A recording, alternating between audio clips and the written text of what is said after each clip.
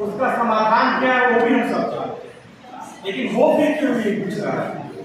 Banner कोई हो, किसी भी बैनर के तले कार्यक्रम हो, जैसे अभी सुना पहले बोला कि गढ़ी सेना का कार्यक्रम था, वहां भी हम सब लोगों ने विचार किया।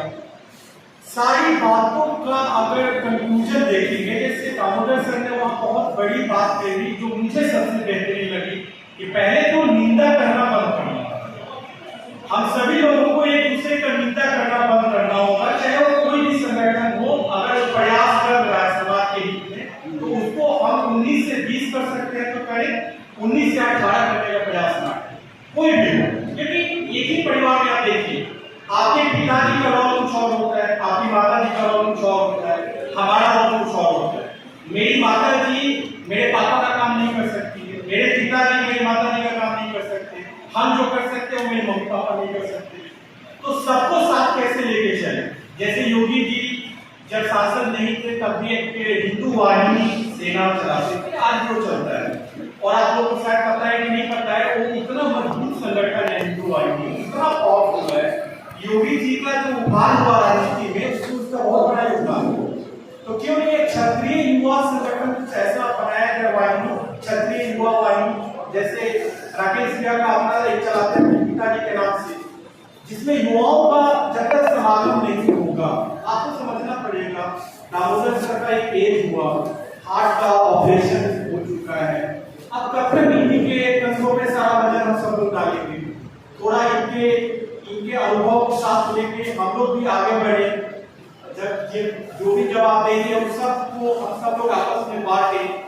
ओम अंकल बोल रहे थे, देखिए होता क्या है कि ये सब लोग आपको रास्ता ही बता सकते हैं, लेकिन ऊर्जा जो हमारे पास ऊर्जा है वो इनके पास नहीं होगी। ये नेचुरल कॉल है, इसमें न ये कुछ कर सकते हैं न हम कुछ कर सकते हैं, चाहे कितना भी काजू अखरोट खा ले, उससे कुछ होना जाना नहीं है। नेचर के आगे किसी का नहीं चलता है। अभी अंकल रघुपति अंकल बोल रहे थे, बहुत अच्छी बात बोले, सामाजिक चेतना अलग होता है, राजनीतिक चेतना अलग होता है। आपको मैं बताऊं कि हर साल मेरे कांटेक्ट से 10-15 लोग कम हो जाते हैं, बस इसी कारण से कि ऋतुराज कुमार जी एक बात भी नहीं खाता, बस इस कारण से बहुत जगह पे मैं नहीं जाता। और बहुत सारे लोग ऐसे ट्वीट करते हैं जैसे आज के युग में धरती पे हो तो ऐश करो, मस्ती करो, दुनिया बनाई इसलिए है, आपके अंदर सब कुछ होना चाहिए। तो ऐसे लोगों की तादाद बढ़ते जा रही है। अगर दारू की बातें करें कि दारू के कारण आपका समाज विकृत हो रहा है, तो आखिर ये आज से तो नहीं हो रहा है। अभी मैं आपको एक घटना बताऊं कि राजपूत हमारे राजपूत समाज, हमारे क्षत्रिय समाज के सभी लोग यहाँ रहते हैं और जो भी यहाँ पे अन्य समाज से मिलाए हैं यहाँ पे, उनको नमस्कार। हमारी एकता में हमारा बल है और इस बल को हम समझने के बाद हम हर बार, मैं कितने सभाओं में बैठी हूँ, कोई अलग अलग समाज के लोग अलग अलग तरीके से बात करते हैं। जब बात हमारे समाज की आती है, आप क्षत्रिय हैं, आप बहुत ताकतवर, ये बोलकर हमें कमजोर बना दिया गया। आप क्षत्रिय हैं, आप स्वर्ण समाज से हैं, आप कमजोर हो गए। क्योंकि जब हम बात करते हैं एकता की, जब हम बात करते हैं कि हमें एकजुट होकर के हमें कुछ बात रखनी है, इतने वक्त और अपनी बात रखनी है, बहुत सही रखा, बहुत, मैं उनको इतने तहे दिल से इज्जत करती हूँ क्योंकि उन्होंने बहुत सही बात, कुछ लोगों ने तो सच्चाई का आईना हमें दिखा दिया कि हमारे अंदर एकता नहीं। ये अभी का सबसे खुले सच है कि हमारे अंदर एकता नहीं है। हमारे समाज से कोई ऊपर उठता है, राजपूत समाज से ना, अच्छा फलवा का बेटा ऊपर उठ जाएगा, दबाओ उसको पैर, ठीक है।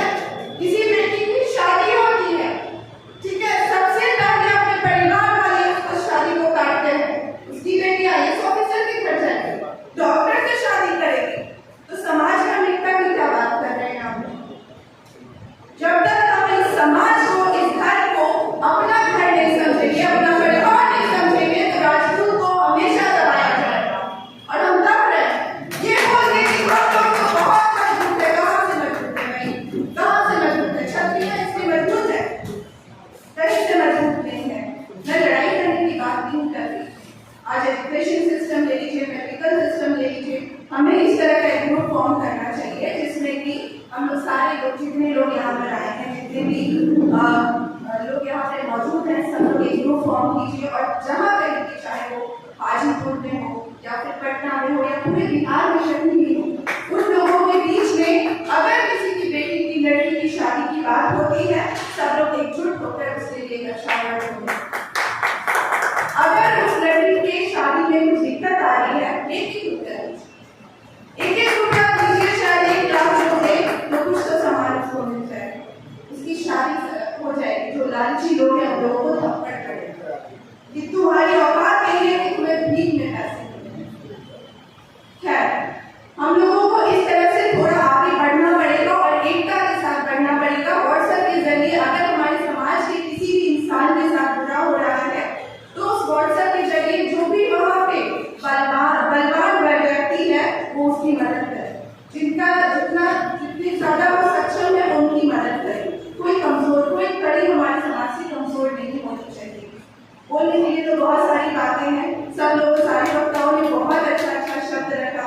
मैं तो सुन करके इतनी खुश हुई थी और जितने लोग यहाँ पे हैं उम्मीद करूंगी कि अगली बार जब सभा बैठे तो 500,000 की संख्या में लोग जुड़े और आप लोग एक नहीं हो, आप लोग सब एक मिसाल की तरह हो, क्योंकि आपके बारे में हम नहीं जानते आपने कितना बल। एक आदमी जरूर कोई ना, हर एक आदमी कहीं ना कहीं 10,000 लोग से कनेक्टेड होगा और 10,000 लोग आप समझिए लाख से और लाख करोड़ों में।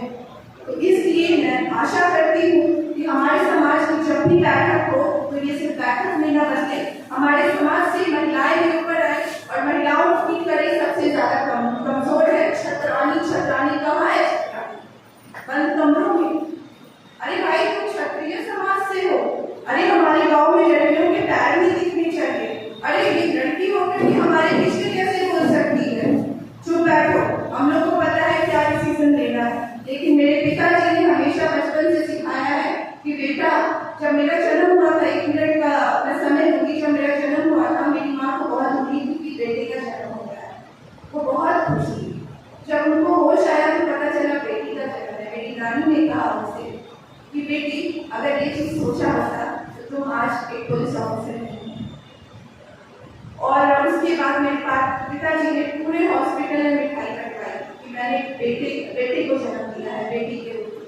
तो हम लोगों को अपनी जो महिलाओं की कड़ी है उसको मजबूत करना होगा और सच में करना होगा। हाल फिलहाल में मैं उस केस को बीच में नहीं लाना चाहूंगी क्योंकि मैं सोशल वर्कर भी हूँ और मैं एक्टिविस्ट होने के तौर पर मैं महिलाओं के केसेस को देखती हूँ, महिलाएं उत्पीड़न को देखती हूँ। और मैं एक केस को आप लोगों के बीच हाल फिलहाल में एक श्रेया हत्याकांड हुआ है जिसकी वजह से वो हमारे लिए राजपूत समाज की थी, जो कि दयनीय हत्याकांड था और उस चीज पे हमारा समाज छोड़ रहा है। अरे क्या है, कल आपकी बेटी हो सकती है, कल मैं भी हो सकती हूँ, कौन सी बड़ी बात है? आज आप लोग ताली बजाएंगे, कल मेरे बहुत बड़े कैंडल लेके घूमेंगे, कौन सी बड़ी बात? हमारे समाज को सच में ऊपर उठना पड़ेगा और लोगों को बताना, लड़ना नहीं है। हमारा समाज ये है कि हम लोग दूसरे को संरक्षण देते हैं, तो हमारे समाज का संरक्षण की जरूरत पड़ेगी तो एकता की जरूरत है। हमें एक होना पड़ेगा, जल्दी से संरक्षण बनाइए, आप लोग जल्दी से काम शुरू कीजिए और सब लोग एक दूसरे से ज्यादा कुछ नहीं करना है। व्हाट्सएप के जरिए आप लोग जुड़िए और जो जहाँ जिस क्षेत्र में मजबूत है अपनी कड़ी को मजबूत कीजिए। नमस्कार। आयोजन का और काफी लोग शामिल हुए तो सबने अपनी बात रखी। क्या कारण है कि चिंतन शिविर का आयोजन किया जा रहा है?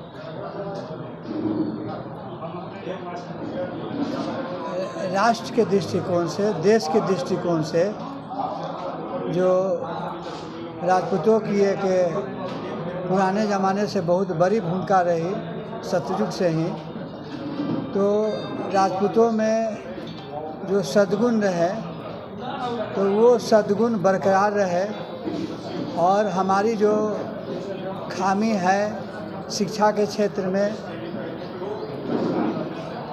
ये आपको कई क्षेत्रों में, गरीबी के क्षेत्रों में, रोजगार के क्षेत्र में, संगठन के क्षेत्र में, राजनीतिक क्षेत्र में जो खामी रही है, उस खामी का कैसे हम निराकरण करें और निराकरण करने के बाद हम लोग कैसे राजपूत समाज को जो है विभिन्न क्षेत्रों में मजबूत करें, तो इसके लिए चिंतन करना ही पड़ेगा और जो खामी है उसका निराकरण करना ही पड़ेगा। तभी जो है हम समाज को आगे उठा सकेंगे। और सामाजिक दृष्टिकोण से मजबूतीकरण करना चाहिए।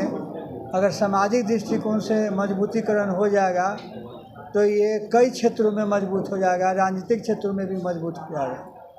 तो मूल रूप से जो है सामाजिक क्षेत्र में कहीं न कहीं कुछ कमी है, कुछ अभाव है, कुछ खामी है, तो उसका निराकरण हो जाए, इसके लिए हम लोग आज बैठे थे। राजनीति एकता एक अहम मुद्दा बना है, क्या कुछ लग रहा है जिसके एकजुटता की बात सामने आ रही है? सामाजिक मजबूती होगी, आर्थिक मजबूती होगी। अगर जो समाज के पूंजीपति लोग हैं, समाज के धनिक लोग हैं, अगर वो लोग भी चिंतन करें कि जो गरीब हैं, जो गरीब बेटी की शादी करनी है तो उसमें उनकी अगर मदद हो तो गरीब और अमीर दोनों के बीच की जो खाई है वो पट सकेगी, वो खाई कम हो सकेगी। क्या कारण है चिंतन शिविर हुआ, काफ़ी लोग शामिल होते हैं, क्या रीज़न है अलग एकजुट करने का? समाज जो अभी बिखर चुका है हम लोगों का, इस समाज को एक करने के लिए क्षत्रिय समाज एक मंच पे आया, इसके लिए ये चिंतन शिविर का आयोजन किया गया है। ये बैठक इसलिए किया गया कि हमारे समाज में अभी बहुत से ऐसे गरीब बच्ची है जिसका शादी नहीं हो पाता, बहुत से ऐसे गरीब बच्चा है जिसका पढ़ाई लिखाई रुका हुआ है, उसके लिए इस पर विचार किया गया है। चिंतन शिविर में यही विचार किया गया है कि हर एक जो भी क्षत्रिय समाज के स्कूल हैं वहाँ साल में 2 बच्चा का एडमिशन फ्री में होगा। जो गरीब होंगे क्षत्रिय समाज के बच्चे, उसका एडमिशन 2 बच्चा का एडमिशन हर एक स्कूल में, क्षत्रिय समाज के हर एक स्कूल में फ्री में होगा। गरीब समाज की जो बच्ची है, क्षत्रिय समाज में जो गरीब बच्ची है, उसकी शादी के लिए हम लोग सपोर्ट करेंगे। जो भी हमारे समाज के लोग हैं, जो भी कुछ हैं हल्का फुल्का, तो सब मिल के अपने गरीब समाज के बच्ची का सपोर्ट करेंगे। राकेश जी, आप क्या कहेंगे, जिस तरह का आयोजन हो रहा है, सब लोग एकजुट हो रहे हैं, तो क्या इस तरह कार्यक्रम होना चाहिए और लोगों को सपोर्ट करना चाहिए, खुल के आगे आना चाहिए?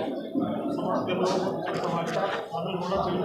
समाज चेतना का एक माध्यम है कि युवा पीढ़ी कैसे हमारी पुरानी पीढ़ी से सामंजस्य बैठा, कैसे हम लोगों का समाज किस प्रकार से देश के राजनीति में, देश के आज़ादी में, देश के जब समस्या और देश को विकट परिस्थिति में हमारा समाज कैसे देश के साथ आ रहा है, कैसे ये देश विकास की ओर कैसे विकसित हो, उसको हमारा समाज के बहुत बड़ा योगदान। तो सामाजिक चेतना को हमेशा समय के अनुसार जगाने के लिए हम लोग हमारे जो अभिभावकगण हैं हमेशा प्रयास करते रहते हैं। वैशाली जिला के आसपास के इलाकों में दामोदर बाबू का एक अपना प्रभुत्व भी रहा है, शिक्षा के क्षेत्र में रहा हो, स्वास्थ्य क्षेत्र में रहा हो, बेरोजगारी के क्षेत्र में रहा हो। इन्होंने अपने जीवन में एक अहम योगदान हमारे समाज को दिया है। इस अंतिम पड़ाव में भी समाज के लिए खड़े हैं। हमारे समाज की युवा पीढ़ी को सीखने की जरूरत है, इनसे बहुत चीज़ों को सीखने की जरूरत है।